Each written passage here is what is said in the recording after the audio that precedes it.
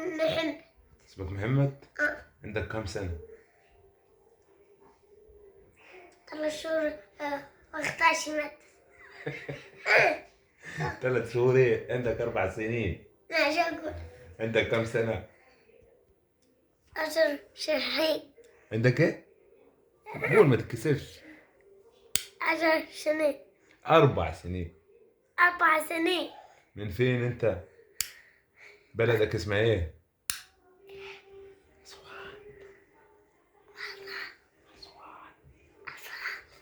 بلدك اسمها ايه؟ أسوان. اه طلع عارف بلده لوحده، مش بغش ولا حاجة. طب بتصوم ولا بتفطر يا اسطى؟ بصراحة ما تكدبش. بفطر. ايوه. بفطر كل يوم. طب ليه بتفطر كل يوم؟ ما تفطر كل يومين. الصبح أروح أكبر بارك. فين؟ وراي. اكبر برك؟ قصدك اكوا برك. أكبر بارك. اكوا برك. أكبر. اكوا.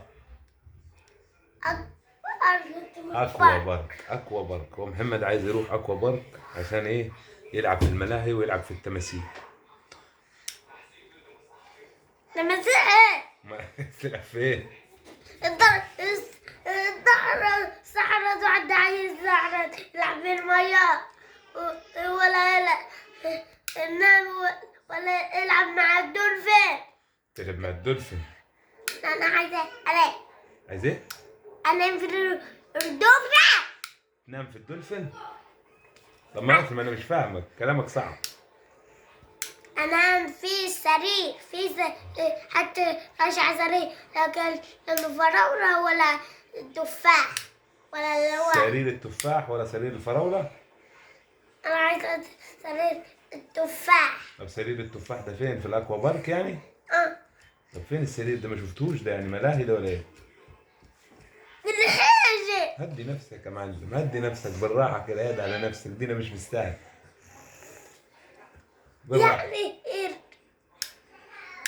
الزراعة. اعمل كده. قصدك الملاهي، يعني دوس على الزرار تروح الملاهي تشتغل. هو عايز يروح اكوا بارك يا اخوانا، عشان نفسه يعني من زمان يروح اكوا بارك يعني. وهو اخر ما راح كان عندنا مراجيح اللي على الشارع، واحنا عملنا له القناة دي عشان خاطر ينجح ويخش. يروح فين؟ تروح فين؟ أكبر بارك. اكوا بارك. أكبر بارك. اكوا. أكوا. اكوا. أكوا. اكوا بارك. أكبر بارك. ايوه.